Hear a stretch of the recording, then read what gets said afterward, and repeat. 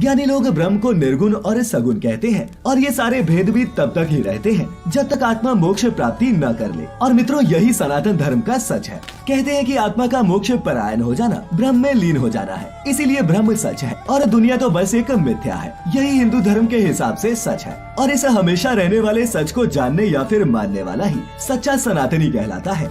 हिंदुत्व क्या है? इतिहास में सबसे पहले ईरानी देश के पारसियों की धर्म पुस्तक अवेस्ता में हिंदू या फिर आर्य शब्द का जिक्र मिलता है। वहीं दूसरी तरफ बाकी इतिहासकारों का मानना है कि चीनी यात्री हेनसोंग के समय इस शब्द की उत्पत्ति इंदु से हुई थी। अब आपको बता दें कि इंदु शब्द चंद्रमा का पर्यायवाची है। भारतीय ज्योतिष गणना का आधार चंद्रमास है, इसीलिए चीन के लोग भारतीयों को इंतु या फिर हिंदू कहने लगे। वहीं कुछ विद्वानों का ये भी मानना है कि हिमालय से ही हिंदू शब्द की उत्पत्ति हुई है। क्या है आर्यत्व? वही मित्रों, आर्य समाज के लोग इसे आर्य धर्म कहते हैं, जबकि आर्य किसी जाति या धर्म का न होकर उच्च ही माना जाता है, यानी कि जो मन, वचन और कर्म से बड़ा हो वही आर्य है। बौद्ध धर्म में भी 4 आर्य सत्यों का मतलब 4 उच्च सच ही होता है। इस तरह आर्य धर्म का मतलब उच्च समाज का धर्म है। साथ ही आपको बता दें कि प्राचीन भारत को आर्यव्रत भी कहा जाता था, जिसका मतलब था उच्च लोगों की निवास भूमि। साइंस भी सनातन सच को पकड़ने में अब तक कामयाब नहीं हो पाई है, लेकिन वेदांत में उल्लेखित जिस सनातन सच की महिमा का वर्णन किया गया है, विज्ञान भी अब धीरे धीरे उससे सहमत होता नजर आ रहा है।